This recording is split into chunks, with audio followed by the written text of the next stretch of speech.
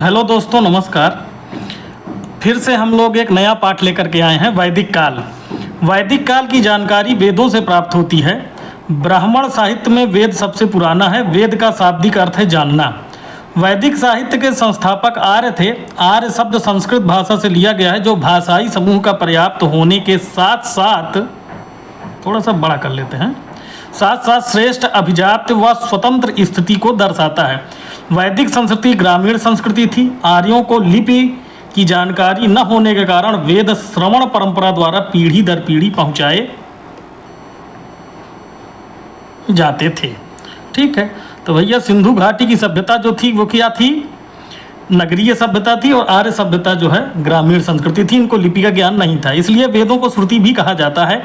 संपूर्ण वैदिक साहित्य को दो भागों में बांटा जाता है: श्रुति साहित्य, स्मृति साहित्य। श्रुति साहित्य में वेदों के अतिरिक्त ब्राह्मण, आरण्यक एवं उपनिषद आते हैं। ये लंबे समय तक श्रवण परंपरा के माध्यम से चलते रहे तथा बाद में इनका संकलन किया गया। वेदों का संकलन कृष्ण द्वैपायन व्यास ने किया था, इसलिए वे वेदव्यास कहलाए। स्मृति साहित्य मनुष्यों द्वारा रचित है। इसमें वेदांग, सूत्र एवं ग्रंथ शामिल हैं। तो वेद कितने हैं अब हम ये देख लेते हैं। वेद 4 हैं: ऋग्वेद, सामवेद, यजुर्वेद एवं अथर्ववेद। ऋग्वेद में कुल 10 मंडल, 11 बालखिल्य सहित एवं 1028 सूक्त हैं। इनमें 10,580 मंत्र हैं, ऋचाएँ कहते हैं अमूमन इनको, जिसमें 118 दोहराए गए हैं। अतः कुल जो मंत्र हैं वो 10,462 हैं। ऋग्वेद के मंत्रों का उच्चारण होत्र या होता द्वारा किया जाता है। जो प्रधान आचार्य हैं उनको होता कहा जाता है। दूसरे से 7वें मंडल को प्राचीन मंडल या वंश मंडल कहा जाता है। कृषि संबंधित जानकारी 4थे मंडल से प्राप्त होती है। गायत्री मंत्र, जिसकी रचना विश्वामित्र ने की थी, उसका उल्लेख 3रे मंडल में है। 7वां मंडल वरुण को समर्पित है एवं 9वें मंडल के 144 सूक्तों में सोम का वर्णन है। विदुषी महिलाएं कौन थी वैदिक पीरियड की? तो लोपामुद्रा थी, सिक्ता थी, अपाला थी, घोषा आदि ने कुछ ऋचाओं की रचना की। ऋग्वेद में इन महिलाओं को ब्रह्मवादिनी कहा गया है।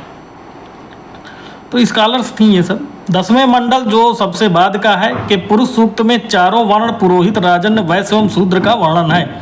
ऐतरेय एवं कौशितकी ऋग्वेद के ब्राह्मण ग्रंथ हैं। ठीक है,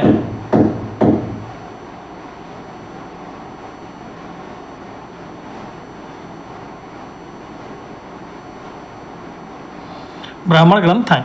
ऐतरेय ब्राह्मण में जनपद एवं राजसूय यज्ञ का उल्लेख मिलता है। ऋग्वेद में यमुना का उल्लेख 3 बार एवं गंगा का उल्लेख 1 बार हुआ है। इस वेद में सोमरस का वर्णन सर्वाधिक बार हुआ है तथा इंद्र को पुरंदर किला तोड़ने वाला कहा गया है। आयुर्वेद ऋग्वेद का उपवेद है। ऋग्वेद में पुरुष देवताओं की प्रधानता है। इंद्र का वर्णन सबसे अधिक 250 बार किया गया है एवं अग्नि का 200 बार किया गया है। वेदों की कई शाखाएं हैं। साकल शाखा ऋग्वेद से जुड़ी एकमात्र जीवित शाखा है। सामवेद। सामवेद गाई जाने वाली ऋचाओं का संकलन है, जिनके पुरोहित उद्गाता कहलाते थे। तो ऋग्वेद के होता कहलाते थे और सामवेद के उद्गाता। सामवेद से ही सर्वप्रथम 7 स्वरों की जानकारी प्राप्त होती है, इसलिए इसे भारतीय संगीत का जनक माना जाता है। गंधर्ववेद सामवेद का उपवेद है। सामवेद में कुल मंत्रों की संख्या 1549 है। इनमें से 75 मंत्रों के अतिरिक्त शेष ऋग्वेद से लिए गए हैं। पंचवीस या तांड्य सामवेद के ब्राह्मण ग्रंथ हैं। कौथुम, रामायणीय तथा जैमिनीय अथवा तलवकार सामवेद की शाखाएं हैं। ठीक है। यजुर्वेद में अनुष्ठानों, कर्मकांडों या यज्ञ संबंधी मंत्रों का संकलन है। इनके पुरोहित को अध्वर्यु कहते थे। यह गद्य एवं पद्य दोनों में रचित है एवं इसके 2 उपभाग हैं: कृष्ण यजुर्वेद गद्य, शुक्ल यजुर्वेद पद्य। कृष्ण यजुर्वेद का ब्राह्मण ग्रंथ तैतरीय ब्राह्मण एवं शुक्ल यजुर्वेद का ब्राह्मण ग्रंथ शतपथ ब्राह्मण है।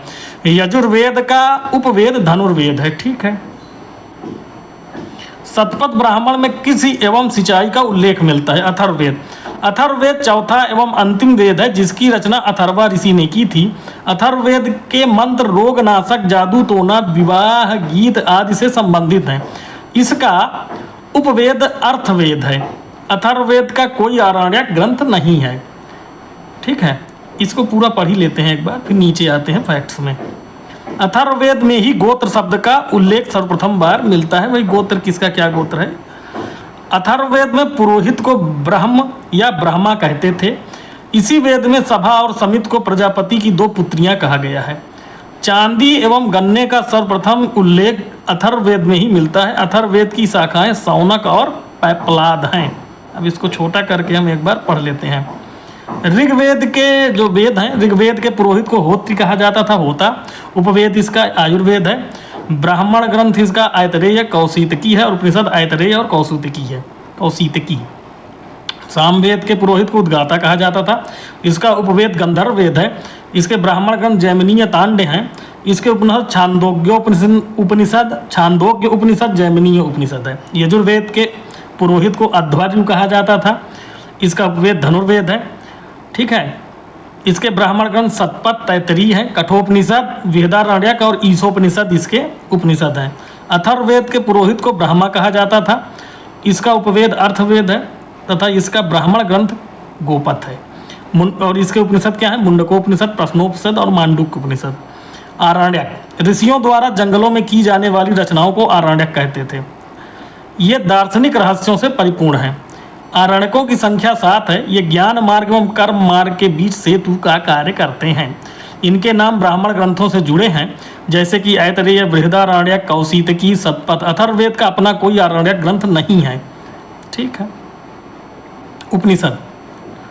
उपनिषद वेदों का अंतिम भाग है, इसलिए इन्हें वेदांत भी कहते हैं। देखिए, स्पष्ट है कि वेदों को और सरल करने के लिए उपनिषद किया गया है। इनके सबके मूल ग्रंथ वेद ही हैं। उपनिषदों में हमें दार्शनिक चिंतन मिलते हैं। उपनिषदों की कुल संख्या 108 है, जिनमें से 11 महत्वपूर्ण है। मुंडक उपनिषद से सत्यमेव जयते शब्द लिया गया है। अक्सर ये प्रश्न पूछा जाता है कि सत्यमेव जयते कहाँ से लिया गया है, तो मुंडकोपनिषद से। ईशोपनिषद में गीता का निष्काम कर्म का पहला विवरण मिलता है। यम नचकेता का संवाद कठोपनिषद में है। बृहदारण्यक उपनिषद में अहम ब्रह्मास्मि शब्द का उल्लेख है। ठीक है, ठीक है, थोड़ा सा जूम कर लेते हैं। बृहदारण्यक उपनिषद में ही पुनर्जन्म का सिद्धांत एवं याज्ञवल्क्य गार्गी संवाद का वर्णन है। श्वेताश्वतर उपनिषद में सर्वप्रथम भक्ति शब्द का उल्लेख मिलता है। वेदांग क्या है? ये वेदों यानी वेद मूल ग्रंथ जो हैं उनका अर्थ समझने के लिए वेदांग अर्थात वेद के अंगभूत शास्त्रों की रचना की गई है। तो ये वेदांग कितने हैं? 6 हैं। जो है शिक्षा, जिसमें उच्चारण विधि है। कल्प माने कर्मकांड, जिसमें है पूजा पाठ इत्यादि, यज्ञ इत्यादि। व्याकरण ग्रामर को कहेंगे। निरुक्त भाषा विज्ञान माने लिंग्विस्टिक साइंस है। छंद, जो पद्य वगैरह गाना कौन सा छंद है, सवैया है, दोहा है। अब तो ये है, लेकिन संस्कृत में भी बहुत सारे छंद है। शिखंडी छंद है ना, द्रुत विलंबित छंद है, अनुष्टुप छंद है। और ज्योतिष, एस्ट्रोलॉजी, जो आजकल गुरुजी लोग निकालते हैं, क्या कहते हैं, सितारे। स्मृति ग्रंथ। स्मृति ग्रंथ के अंतर्गत स्मृति, धर्मशास्त्र एवं पुराण आते हैं। ये हिंदू धर्म के कानूनी ग्रंथ भी कहे जाते हैं। मनुस्मृति यह सबसे प्राचीन स्मृति ग्रंथ है। मेधातिथि गोविंदराज भरूच एवं कल्लुक भट्ट मनुस्मृति पर टीका लिखने वाले विद्वान हैं। अब ज़्यादा इस पर नहीं आएंगे, बहुत कंट्रोवर्सी हुई है इस पर। याज्ञवल्क्य स्मृति, इसके भाष्यकार विज्ञानेश्वर, अपरार्क और विश्वरूप हैं। महाभारत, यह व्यास जी की कृति है, जिसमें कुल 18 पर्व हैं। प्रारंभ में इसमें केवल 8800 श्लोक थे और इसका नाम जय संहिता था। बाद में यह बढ़कर 24,000 श्लोक का हो गया और भारत नाम से प्रसिद्ध हुआ। अंततः इसमें 1 लाख श्लोक हो गए और यह साहसी या महाभारत कहलाने लगा। रामायण, इसकी रचना वाल्मीकि ने की थी। मूलतः इसमें 6000 श्लोक थे, जो बढ़कर 12,000 श्लोक हो गए और अंततः 24,000 श्लोक हो गए। पुराण, पुराणों की संख्या 18 है। इनका संकलन गुप्त काल में हुआ तथा इनमें ऐतिहासिक वंशावलियाँ मिलती हैं। मत्स्य, वायु, विष्णु, शिव, ब्रह्मांड, भागवत कुछ महत्वपूर्ण पुराण हैं। हाँ, कई पुराणों में राजाओं का वर्णन मिलता है। विष्णु के 10 अवतारों का विवरण मत्स्य पुराण से प्राप्त होता है। यह सबसे प्राचीन पुराण है। सूत्र, 4 प्रमुख सूत्र इस प्रकार हैं। ग्रह सूत्र, इसमें जात कर्म, नामकरण, उपनयन, विवाह, श्राद्ध और घरेलू या पारिवारिक अनुष्ठानों का विधि विधान दिया गया है। स्रोत सूत्र, इसमें राजा के द्वारा अनुष्ठेय सार्वजनिक यज्ञों के विधि विधान दिए गए हैं। धर्म सूत्र, इसमें धर्म संबंधी विभिन्न क्रियाओं का वर्णन है। शुल्ब सूत्र, इसमें यज्ञ वेदी के निर्माण के लिए विविध प्रकार के मापों का विधान है। ज्यामिति एवं गणित का अध्ययन यहीं से आरंभ होता है कि कितनी त्रिज्या, कितना त्रिभुज होगा, उसमें जो हम बनाएंगे, आयत इत्यादि। वेद, वह एक विशिष्ट तस्वीर का देख लेते हैं। वैदिक पद्य को ऋचा, गद्य को यजुस एवं गेय पद्य को साम कहते हैं। तो जो वैदिक पद्य है, वेद के जो गाने योग्य उनको ऋचा कहा जाता है, गद्य को यजुस कहा जाता है, और जो गाने योग्य फिर हैं तो उनको साम कहते हैं। व्याकरणाचार्य पाणिनि के अनुसार ऋग्वेद की 21 शाखाएं हैं। ऐतरेय ब्राह्मण में राजा को विस्मत्ता कहा गया है। विस्मत्ता माने कर लेने वाला, स्वामी, जीएसटी वगैरह, रिफॉर्म, टैक्स। मत्स्य पुराण में सातवाहन, विष्णु पुराण में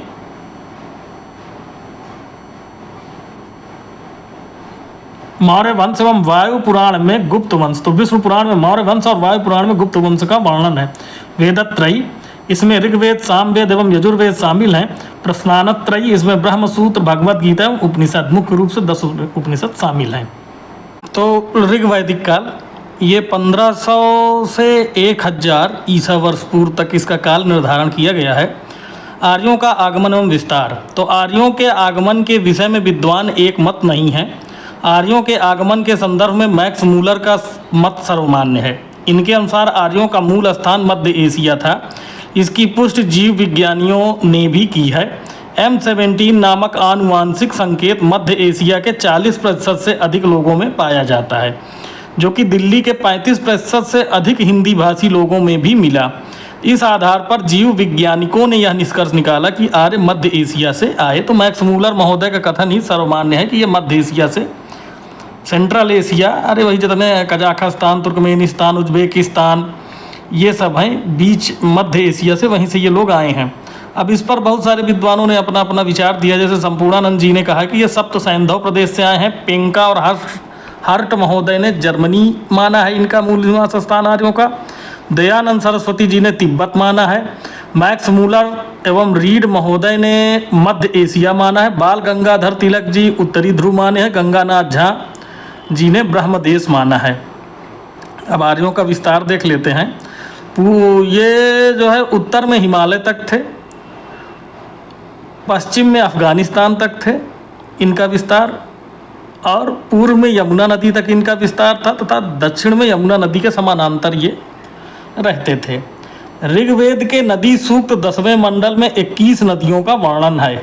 अब ये बड़ा इंपॉर्टेंट है, ये देख लेते हैं कि ऋग्वेदिक नदियाँ जो हैं इनमें सिंधु नदी को पहले भी सिंधु कहा जाता था, आज भी ये सिंधु है। अस्किनी नदी चिनाब को कहा जाता था, आज चिनाब कहते हैं, पहले अस्किनी कहा जाता था। सतुद्री सतलज को कहा जाता था। विपाशा व्यास को कहा जाता था। वितस्ता झेलम नदी को कहा जाता था। सरस्वती या दृष्टिवती घग्घर नदी को कहा जाता था, और परशुणी रावी नदी को कहा जाता था। अफगानिस्तान की नदियाँ, कुभा काबुल में बहती है, सुवास्तु स्वात में बहती है, क्रुम कुर्रम में बहती है, गोमती गोमल में बहती है। सिंधु आर्यों की सबसे प्रमुख नदी है, जिसका उल्लेख सर्वाधिक बार किया गया है। इसे हिरण्यानी भी कहा गया है। ऋग्वेद में उल्लिखित दूसरी नदी सरस्वती है, जिसे नदीतमा अर्थात सर्वश्रेष्ठ नदी कहा गया है। ऋग्वेद में सरस्वती की चर्चा से यह लगता है कि अवेस्ता में उल्लिखित दक्षिण अफगानिस्तान में हरख्वाती आधुनिक हेलमंद नदी ही जो है सरस्वती नदी है। तो अवेस्ता जैसे हम लोगों का वेद है, वैसे पारसियों का अवेस्ता होता है, इस्लाम मानने वालों का कुरान होता है, और ईसाई धर्म को मानने वालों का बाइबिल होता है। तो उसके हिसाब से ये नदी तमा सरस्वती जो है वो अफगानिस्तान के हरख्वाती नदी ही है। सप्त सिंधु प्रदेश, आर्य सर्वप्रथम इसी क्षेत्र में आकर बसे। इसमें सरस्वती, सिंधु एवं उसकी 5 सहायक नदियां सम्मिलित हैं। ठीक है। मध्य देश हिमालय और विंध्याचल के बीच का प्रदेश है, आज भी तो है, और हिमालय और विंध्याचल के बीच में ही हम लोग हैं। ब्रह्मऋषि देश गंगा यमुना दोआब एवं उसके नज़दीकी क्षेत्र के लोग हैं। गंडक को सदा नीरा के नाम से जाना जाता है। सतपथ ब्राह्मण में नर्मदा नदी का वर्णन है, मतलब दक्षिण की नदियों का भी इन्होंने उपभोग किया है, जिसे रेवेतरा नदी कहा गया है। ऋग्वेद में समुद्र का तात्पर्य एक बड़े जलराशि के जमाव से है, ना कि आधुनिक सागर से। हम भी लार्ज वाटर बॉडी आज भी कहते हैं उसको। Sea is a large water body, बचपन में पढ़ाया गया था। ऋग्वेद में मरुस्थल के लिए धन्व शब्द का प्रयोग किया गया है। रेगिस्तान जो होता है उसके लिए धन्व शब्द का प्रयोग है। जनजातीय संघर्ष, ऋग्वैदिक आर्यों का संघर्ष स्थानीय जनों जैसे दास दस्यु आदि से हुआ। ऋग्वेद के अनुसार भरत वंश के राजा, तो ऋग्वेद के अनुसार जो भरत वंश के राजा थे,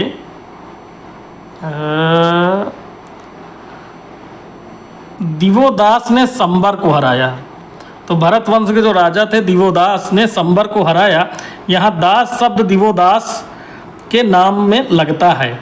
ऋग्वेद में वर्णित दस्यु इस देश के मूल निवासी थे और आर्यों के जिस राजा ने उन्हें पराजित किया वह त्रसदस्यु कहलाया। यह राजा दासों के प्रति उदार था, परंतु दस्युओं के प्रति दस्यु मतलब डाकुओं के का शत्रु था। ऋग्वेद में दस्यु हत्या का उल्लेख बार बार मिलता है, परंतु दास हत्या का नहीं। परंपरा अनुसार आर्यों के 5 कबीले थे जिन्हें पंचजन कहा जाता था। भरत और त्रित्सु आर्यों के शासक वंश थे। भरत वंश और 10 राजाओं के बीच परुषणी अब बताइएगा कमेंट बॉक्स में, कौन नदी आज के डेट पे परुषणी किस नदी को कहा जाता है? रावी को। देखिएगा, परुषणी नदी के तट पर 10 राग युद्ध हुआ। इस युद्ध का वर्णन ऋग्वेद के 7वें मंडल में है। इस युद्ध में आर्यों के राजा सुदास थे एवं अनार्यों के राजा भेद थे। पराजित जनों में पुरजन सबसे महान थे। बाद में भारतों एवं पूर्वों में मित्रता के फलस्वरूप कुरु वंश की स्थापना हुई, वही हस्तिनापुर। सामाजिक जीवन, ऋग्वैदिक काल में स्त्रियां सभा समितियों में भाग ले सकती थीं। वे अपने पति के साथ यज्ञों में आहुति भी दे सकती थीं। इस काल में स्त्री शिक्षा का महत्व था। पर्दा प्रथा नहीं था। सती प्रथा का प्रचलन भी नहीं था। ऋग्वैदिक काल में नियोग प्रथा एवं विधवा विवाह का प्रचलन था। अमाजू, आजीवन अविवाहित रहने वाली स्त्री को अमाजू कहा जाता था। ऋग्वैदिक काल में वर्ण व्यवस्था कर्म पर आधारित थी। इस काल में मुख्यतः 3 प्रकार के वस्त्र होते थे, वास, अधिवास, नीवी। वास क्या है? मध्य भाग में पहना जाने वाला। अधिवास क्या है? चादर या ओढ़नी की तरह ओढ़ने वाला वस्त्र। और नीवी है कमर के नीचे वाला वस्त्र। तो मतलब कि लुंगी की तरह नीवी को पहन लेते थे, और वास मतलब इसको अच्छा बेल्ट की तरह कस लेते थे, और फिर ओढ़नी एक ओढ़ लेते थे, उसको अधिवास कहते थे। ऋग्वैदिक काल में शाकाहारी व मांसाहारी दोनों प्रकार के भोजन का प्रचलन था। यव माने जव, बिर्रा, इलाहाबाद के गांव में इसको बोला जाता है जव को, प्रमुख फसल थी। नमक व मछली का उल्लेख इस काल में नहीं मिलता है। ऋग्वैदिक काल में सामाजिक संगठन का आधार गोत्र या जन्म मूलक संबंध था। समाज पितृसत्तात्मक था, आज भी है पितृसत्तात्मक। सबसे छोटी इकाई परिवार थी, इसका प्रधान कुलप होता था। आर्थिक जीवन, ऋग्वैदिक काल एक ग्रामीण सभ्यता थी जहां आर्यों की अर्थव्यवस्था का मुख्य आधार पशुपालन था तथा कृषि गौड़ कार्य थी। इस काल में गाय का अत्यंत महत्व था। ऋग्वेद में गाय का उल्लेख 176 बार हुआ है। अनेक शब्दों की उत्पत्ति गाय से हुई है, जैसे गोहना माने अतिथि, गोमत माने धनी व्यक्ति, गोधूली माने संध्या का समय। गोधूली समय ही गाय जो है घर आती है ना चर करके, तो इसलिए उसको गोधूली कहा गया। अघन्या, या धन्या नहीं, अघन्या मतलब न मारे जाने वाली गाय, जिसको मारा न जाए। गविष्टि माने गाय का अन्वेषण, गविष्टि माने गाय का अन्वेषण। ऋग्वेद में कृषि की चर्चा केवल 24 श्लोकों में की गई है। इस काल में बढ़ई, रथकार, बुनकर, चर्मकार, कुम्हार आदि शिल्पियों का उल्लेख मिलता है। अयस शब्द का प्रयोग तांबे या कांसे के अर्थ में होता था। राजनीतिक जीवन, ऋग्वैदिक काल में आर्यों का प्रशासन तंत्र कबीले के प्रधान द्वारा संचालित होता था, जिसे राजन कहा जाता था।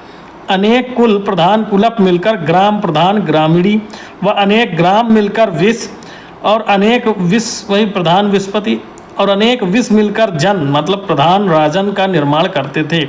लोग कबीले के अंग थे, क्योंकि उन दिनों राज्य क्षेत्र या राज्य स्थापित नहीं हो पाया था, इसलिए ऋग्वेद में जन शब्द का उल्लेख 275 बार हुआ है तथा जनपद माने राज्य क्षेत्र शब्द एक बार भी नहीं आया है।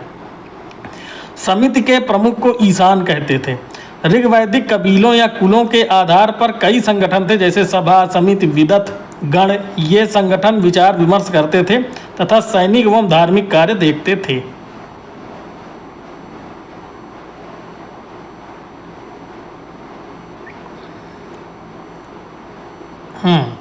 आगे देखते हैं। तो सभा और समिति इतने महत्वपूर्ण थे कि राजन इनका समर्थन पाने के लिए बेताब रहता था। ऋग्वेद में बलि राजा को दिया जाने वाला स्वैच्छिक कर था, मन हो तो दीजिए, मन हो तो मत दीजिए। दैनिक प्रशासन में राजन की सहायता के लिए पुरोहित सबसे महत्वपूर्ण अधिकारी होता था। तो पुरोहित सबसे महत्वपूर्ण अधिकारी होता था। इस काल में वशिष्ठ एवं विश्वामित्र दो महान पुरोहित हुए। वशिष्ठ रूढ़िवादी थे एवं विश्वामित्र उदार थे। सेनानी, ग्रामीणी, वज्रप्रति अन्य अधिकारी थे। धार्मिक जीवन, वैदिक ग्रंथों में कुल 33 देवताओं का उल्लेख है। आज भी 33 देवी देवता ही हैं। इनको करोड़ बोला गया है, कोटि मतलब प्रकार, 33 प्रकार के देवी देवता हैं बस। ऋग्वेद में सबसे अधिक प्रतापी देव इंद्र थे, जिन्हें पुरंदर, किरा तोड़ने वाला या वृत हंता या सोमापा भी कहा जाता है। इंद्र पर 250 सूक्त हैं। इन्हें बादल का देवता भी माना गया है, जो वर्षा देता है। इसीलिए जो देखिए वर्षा, कृषि वर्षा पर आधारित थी। और ये पशुपालन एवं जो है पूर्व वैदिक काल में ये लोग पशुपालन एवं कृषि करते थे, इसलिए इंद्रदेव का महत्व था। ऋग्वैदिक देवताओं में दूसरा स्थान अग्नि का है, जिन पर 200 सूक्त हैं। अग्नि ने देवताओं और मानवों के बीच मध्यस्थ का काम किया है। तीसरा स्थान वरुण का है, जो जल या समुद्र का देवता माना गया है। उसे प्राकृतिक संतुलन का रक्षक भी कहा गया है। वरुण का उल्लेख 176 बार किया गया है। सोम माने वनस्पति के देवता, मरुत माने आंधी के देवता, उषा प्रगति और उत्थान की देवी, पूषण पशुओं के देवता, अरण्यानी जंगल की देवी, देव आकाश का देवता। ओम देव शांति बोलते हैं ना, तो देव मतलब आकाश भी होता है। अब उत्तर वैदिक काल देख लेते हैं। उत्तर वैदिक काल का जो काल निर्धारण है वो 1000 ईसा वर्ष पूर्व से 600 ईसा वर्ष पूर्व तक है। अब यहाँ पे आर्यों की भौगोलिक सीमा के बारे में देखते हैं। तो उत्तर वैदिक काल में आर्यों का भौगोलिक विस्तार उत्तर में हिमालय, दक्षिण में विंध्य पर्वतमाला, पश्चिम में अफगानिस्तान एवं पूर्व में उत्तरी बिहार तक था। सामाजिक संगठन उत्तर वैदिक काल का समाज 4 वर्णों में विभक्त था: ब्राह्मण, क्षत्रिय, वैश्य और शूद्र। इस वर्ण व्यवस्था का आधार कर्म से बदल कर जन्म हो गया था। पहले तो कर्म था, कोई भी ब्राह्मण हो सकता था, कोई भी क्षत्रिय हो सकते थे। जो पुजारी काम करे वो ब्राह्मण हो सकता था, जो सेवक कार्य करे वो शूद्र हो सकता था, जो व्यापार करे वो वैश्य था, जो रक्षा करे वो क्षत्रिय था। लेकिन अब जाति आधारित हो गया। अब चारों आश्रम, जैसे जो 4 प्रकार के आश्रम है, ब्रह्मचर्य, गृहस्थ, वानप्रस्थ एवं संन्यास, इसका सर्वप्रथम उल्लेख जाबालोपनिषद में मिलता है। उत्तर वैदिक काल में नारियों की स्थिति में गिरावट आई। ऋग वैदिक काल में जहाँ स्त्रियों का उपनयन संस्कार होता था, वहीं उत्तर वैदिक काल में स्त्रियों का उपनयन संस्कार बंद हो गया। अथर्ववेद में कन्या के जन्म की निंदा की गई। ऐतरेय ब्राह्मण में कन्या को चिंता का कारण बताया गया। तैतरीय आरण्यक में स्त्रियों को शूद्रवत पतित कहा गया है। वहीं सतपथ ब्राह्मण में पत्नी को अर्धांगिनी भी कहा गया है। अब यहाँ पे कुछ विदुषी महिलाएं हैं, जैसे मैत्रेयी हैं, गार्गी हैं, सलवा हैं, वणवा हैं, काव्यायनी हैं, अपाला, घोषा इत्यादि महिलाएं, सब ये वैदिक महिलाएं हैं। स्त्रियों का सभा एवं समिति में भाग लेना बंद हो गया। जो स्त्रियां पतिव्रता नहीं रह जाती थीं, उनके लिए वरुण प्रभास संपन्न किया जाता था। बहुत सी चीज़ें हैं। आर्थिक जीवन, उत्तर वैदिक काल में आर्यों की अर्थव्यवस्था का प्रमुख आधार कृषि था। अब पशुपालन गौड़ था। अब यहाँ पे प्रमुख जो मुख्य था वो कृषि हो चुका था। इस काल में कई प्रकार की फसलों का उत्पादन होने लगा, जैसे व्रीहि, चावल, मतलब उत्तर वैदिक काल में चावल का ज्ञान था। मांस, उड़द, जौ, गोधूम, गेहूं। तो भैया गेहूं जो है वो मैक्सिको का नहीं, वो पूर्ण रूपेण भारतीय है। इसमें शुगर वाली थियरी मत लाइए। उत्तर वैदिक काल में लोहे की जानकारी हुई, जिससे खेती आसान हो गई। उत्तर वैदिक काल में अयस के 2 रूप चर्चित हैं: श्याम या कृष्ण अयस, जिसे लोहा कहा गया, तथा लौह अयस माने तांबा। देखिए, पूर्व वैदिक काल में तो नहीं, लेकिन उत्तर वैदिक काल में लोहे की खोज हो चुकी थी। ठीक है। और मुख्य रूप से अब जैसे लकड़ी का हल है, तो उसमें लोहा लगा करके खुद जुताई वगैरह होने लगी। इसे ही, जिसको श्याम अयस कहा जाता था और तांबे को लौह अयस कहा जाता था। शतपथ ब्राह्मण में हल संबंधी विधान का वर्णन है। उत्तर वैदिक काल में लोग 4 प्रकार के मृद भांडों से परिचित थे। मतलब मिट्टी के बर्तन, काला व लाल। ये लोग काला और लाल मृद भांड बनाते थे, मिट्टी के बर्तन बनाते थे।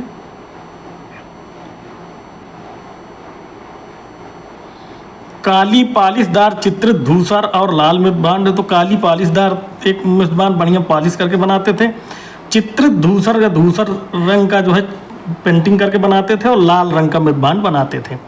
इनमें चित्रित धूसर मृदभांड उनके सर्वोपरि वैशिष्ट्य का सूचक है। मतलब पेंटिंग वेंटिंग बढ़िया है, हालांकि लिपि का ज्ञान तो नहीं मिलता, लेकिन पेंटिंग बढ़िया ये लोग करते थे। 1000 ईसा वर्ष पूर्व में लोहा सर्वप्रथम कर्नाटक के धारवाड़ में मिला। लोहे के लिए कर्नाटक आज भी धारवाड़ का क्षेत्र प्रसिद्ध है। इसी समय पाकिस्तान के गांधार क्षेत्र में भी लोहे का प्रयोग होने लगा। सर्वाधिक लौह औजार अतरंजी खेड़ा से प्राप्त हुए। खेती और विविध शिल्पों की बदौलत अब उत्तर वैदिक काल के लोग अस्थायी जीवन अपनाने में समर्थ हो गए। तो खेती एवं विविध शिल्पों की बदौलत अब उत्तर वैदिक काल के लोग अस्थायी जीवन अपनाने में समर्थ हो गए हैं। राजनीतिक जीवन, उत्तर वैदिक काल में राजकीय प्रभुत्व सामने आया। अच्छा, यहाँ पे और ऑर्गेनाइज संगठित हो चुका था। विदथ लगभग समाप्त हो गया एवं सभा समिति का प्रभाव भी कम हो गया। इस काल में कबीलों ने जनपद रूप ग्रहण किया, जैसे भरत व पुरु ने मिलकर कुरु जनपद की स्थापना की। भरत व पुरु ने मिलकर कुरु जनपद की स्थापना की तथा तुर्वस व कृभि ने मिलकर पांचाल जनपद की स्थापना की। उत्तर वैदिक काल में राजाओं को विभिन्न नामों से पुकारा जाता था। उत्तर का शासक विराट कहलाता था, दक्षिण का शासक भोज कहलाता था, पूर्व का शासक सम्राट कहलाता था, पश्चिम का शासक स्वराट एवं मध्य का शासक राजा कहलाता था। ठीक है, तो मध्य का शासक राजा कहलाता था। राजा का पद आनुवांशिक बन गया। पहले योग्यता का आधारित था, अब आनुवांशिक हो गया। जो सामान्यतः राजा के बड़े बेटे को मिलता था, ज्येष्ठ पुत्र को मिलने लगा। इस काल में संग्रहीता, गोविकर्तन जैसे अधिकारियों का अस्तित्व सामने आया। राजाओं का प्रभाव उनके यज्ञों द्वारा और बढ़ने लगा। ठीक है, तो अब अधिकारी भी होने लगे। राजा का काम कम करने के लिए, मंत्रियों का काम करने के लिए ऑफिसर्स भी हो गए। और उनका प्रभाव कैसा था, तो जो जिस लेवल के राजा होते थे उस तरीके का यज्ञ करते। जैसे राजसूय यज्ञ राज्याभिषेक के समय होता था। अश्वमेध यज्ञ साम्राज्य के विस्तार के लिए होता था। वाजपेयी यज्ञ रथ दौड़ की आकांक्षा से, मतलब शक्ति प्रदर्शन के लिए होता था। धार्मिक जीवन देखते हैं इनका।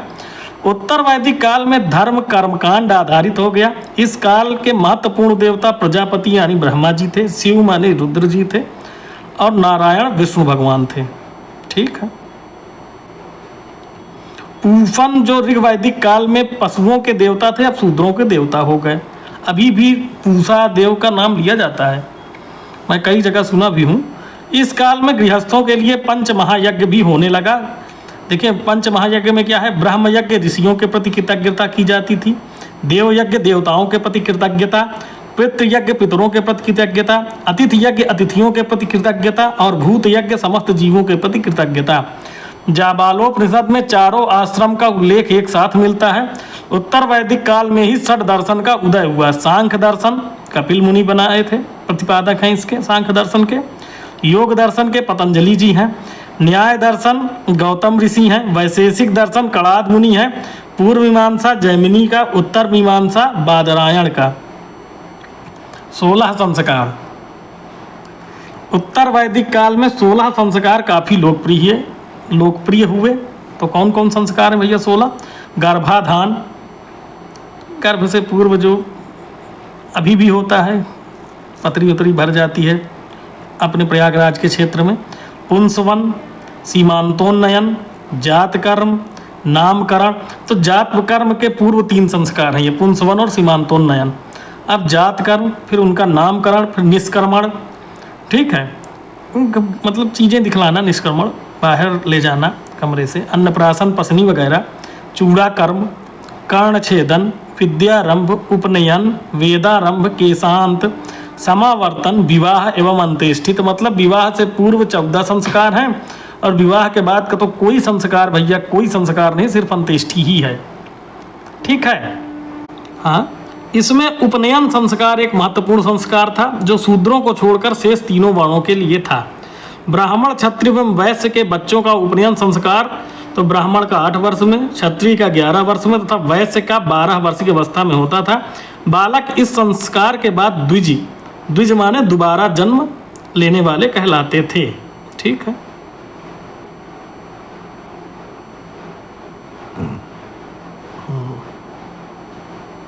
विवाह।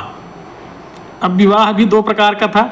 अनुलोम विवाह, इसमें पुरुष उच्च वर्ण का एवं महिला निम्न वर्ण की होती थी। प्रतिलोम विवाह, इसमें पुरुष निम्न वर्ण का एवं महिला उच्च वर्ण की होती थी। गृह सूत्रों के अनुसार 8 प्रकार के विवाह होते थे। ब्रह्म विवाह, यह सबसे प्रचलित एवं उत्तम विवाह था। दैव विवाह, यज्ञ करने वाले ब्राह्मण से पुत्री का विवाह किया जाता था। आर्य विवाह, कन्या का पिता वर से गाय लेकर कन्या का विवाह कर देता था। प्राजापत्य विवाह, इसमें कन्या का पिता वर को वचन देता था। असुर विवाह, वर से मूल लेकर कन्या को बेचा जाता था। गंधर्व विवाह या प्रेम विवाह था, आजकल यही सबसे ज़्यादा होता है, जिसमें माता पिता की अनुमति नहीं ली जाती थी। राक्षस विवाह, इस विवाह में वधू का अपहरण किया जाता था। पैशाच विवाह या जबरदस्ती किया जाने वाला विवाह था। अब ऋग्वेद में उल्लिखित शब्दों की संख्याएं: पिता 335 बार, इंद्र 250 बार, अग्नि 200 बार, गाय 176 बार, विष 170 बार, सोम देवता 144 बार, विष्णु देवता का नाम 100 बार, वरुण देवता 30 बार, सभा 8 बार, समिति 9 बार, रुद्र 3 बार, यमुना 3 बार, गंगा 1 बार, सिंधु सर्वाधिक बार, कृषि 33 बार, जन 275 बार। प्रमुख रत्न जैसे सेनानी, सेनापति को कहते थे। ग्रामीणी, गांव का मुखिया कहा जाता था। संग्रहीता, कोषाध्यक्ष को कहा जाता था। भागदूत, कर संग्रहक कहलाता था, टैक्स जो लेते थे। सूत, रथ सेना का नायक होता था। गोविकर्तन माने गवाध्यक्ष या वनपाल, तो वन इत्यादि की या गोधन की जो रक्षा करता था उसी कहा जाता था। अक्षवा, आय व्यय गणनाध्यक्ष, ऑडिटर कुल मिला के। पालागल, विदूषक का पूर्वज। महिषी, रानी। तक्षण, बढ़ई, कृषि संबंधी, तो लांगल हल को कहते थे। वृक, बैल को कहते थे। उर्वरा, जुते हुए खेत को कहते थे। सीता, हल से बनी नाली को कहते थे। अवट, कूप को कहते थे, कुएं को। पर्जन्य, बादल को कहते थे। अनस, बैलगाड़ी को कहते थे। कीनास, हलवाहक कहते थे। अब वैदिक साहित्य में देख लेते हैं। 2 जैन तीर्थंकर अरिष्ट नेम एवं ऋषभ देव का नाम ऋग्वेद में मिलता है। अस्तोमा सद्गमय ऋग्वेद में मिलता है। सबसे प्राचीन ब्राह्मण ग्रंथ जो है कृष्ण यजुर्वेद का ब्राह्मण ग्रंथ है। सबसे प्राचीन उपनिषद छांदोग्य और वेदारण्यक उपनिषद है। प्रथम 3 आश्रम बाल, गृहस्थ, वानप्रस्थ यानी ब्रह्मचर्य आश्रम, गृहस्थ आश्रम और वानप्रस्थ आश्रम है। और श्री कृष्ण जी का नाम कहाँ मिलता है सबसे पहले? तो छांदोग्य उपनिषद में मिलता है।